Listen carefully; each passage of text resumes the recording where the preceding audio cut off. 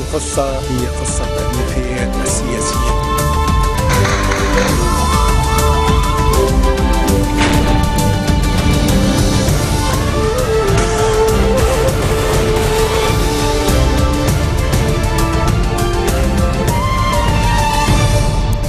Bonjour à tous et merci de nous rejoindre sur Futur TV pour cette nouvelle édition de la rédaction. Voici les titres de ce journal.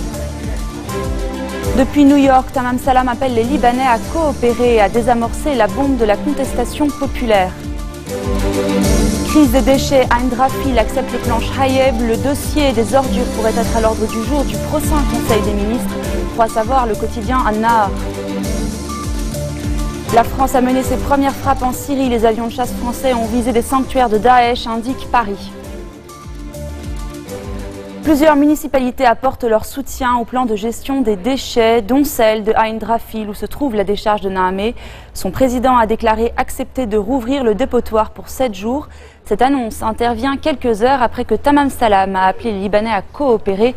Depuis New York, le Premier ministre a exhorté les citoyens à accepter le plan de gestion des déchets afin, je cite, de désamorcer la bombe de la contestation populaire.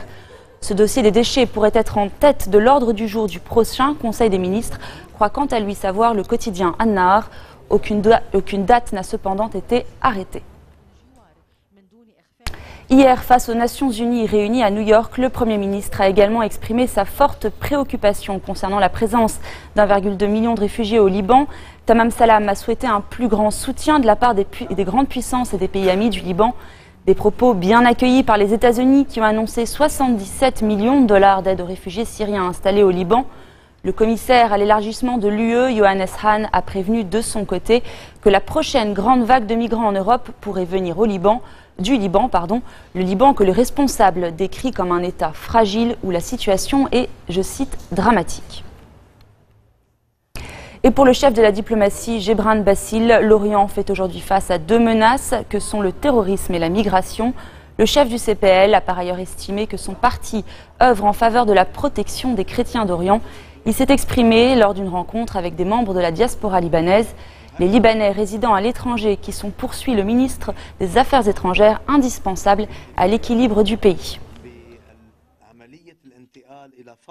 Pour la première fois depuis le début du conflit en Syrie, la France a frappé sur le territoire syrien. L'Élysée l'a annoncé ce matin. Cela faisait 2 semaines que les avions de chasse français se préparaient à cette action par des vols de reconnaissance. Le communiqué rappelle que l'objectif est la lutte contre l'organisation État islamique.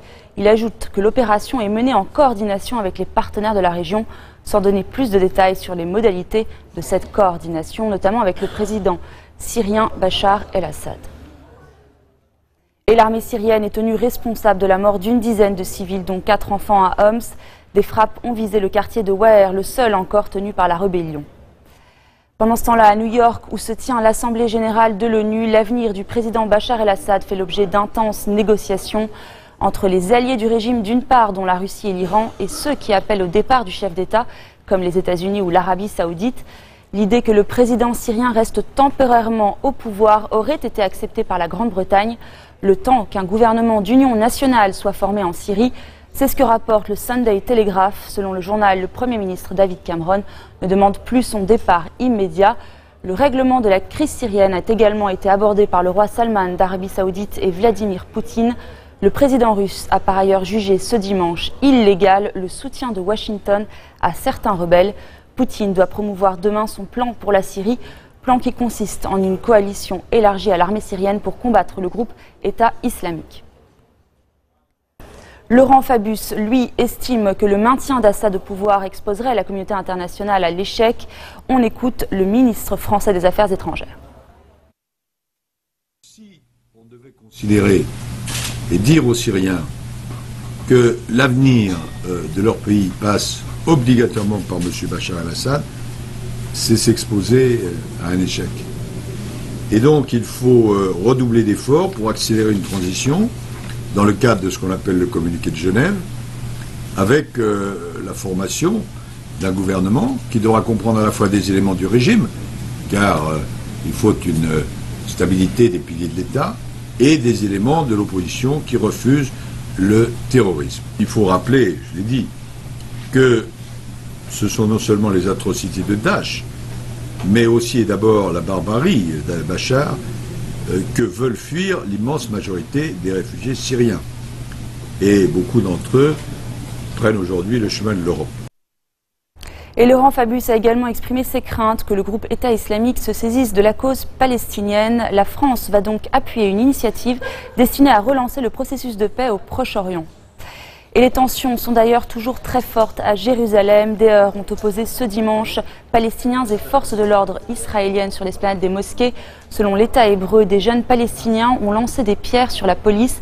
Ces violences ont lieu au dernier jour des congés de l'Adha, troisième lieu saint de l'islam et site le plus sacré du judaïsme. L'esplanade des mosquées a été le théâtre ces dernières semaines de violents heurts entre Israéliens et Palestiniens. Dans un instant, nous ferons le point au large de la Turquie où 17 Syriens, dont une femme et 5 enfants, ont péri noyés.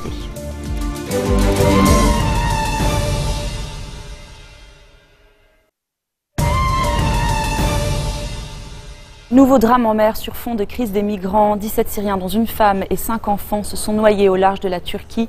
Ils tentaient de rejoindre la Grèce quand leur embarcation a fait naufrage.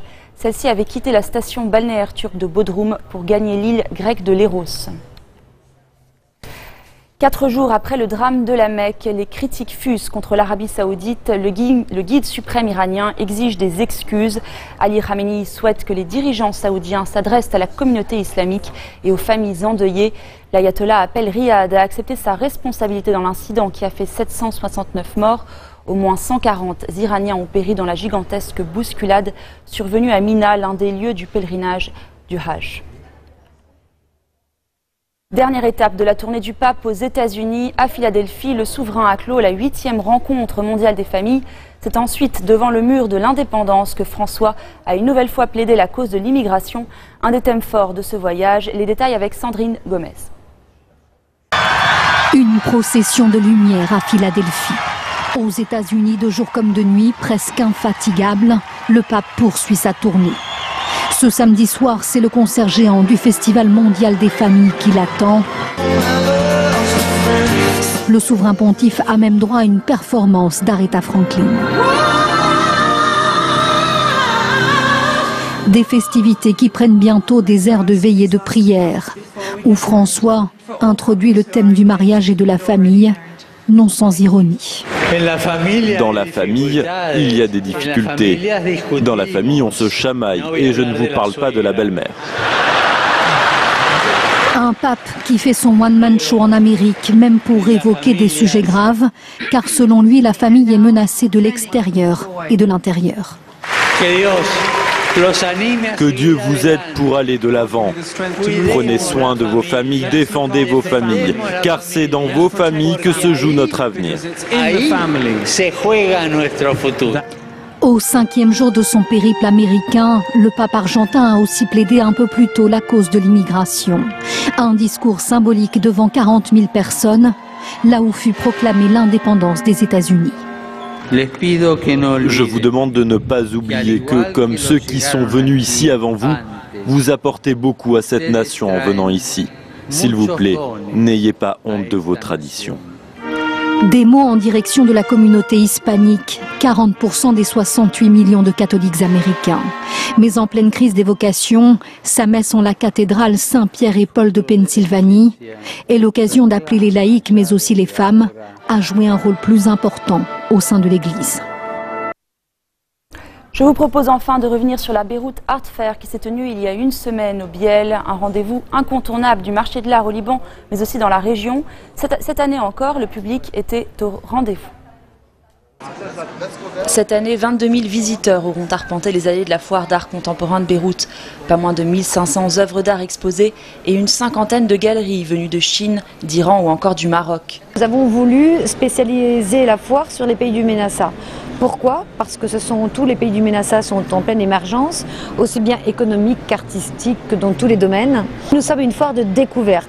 C'est-à-dire que nous, ce qui nous intéresse, c'est pas nécessairement d'avoir de grandes signatures dans la foire, mais c'est vraiment de découvrir les jeunes galeries, mais qui sont actives. 3 jours pour prendre le pouls des nouvelles tendances et découvrir de jeunes artistes en devenir. Les jeunes ont 19 ans ou 20 ans au mieux. Ce sont des jeunes artistes qui sont encore en train de faire leurs études. Je ne cherche pas particulièrement des peintres. Je cherche plutôt des gens qui... Des artistes, on va dire, qui dialoguent avec leur ville, qui vivent avec leur époque, qui abordent des sujets qui sont d'actualité. De jeunes artistes, mais aussi un bouquet de supports et de techniques. Dessin, peinture, design, sculpture ou encore performance.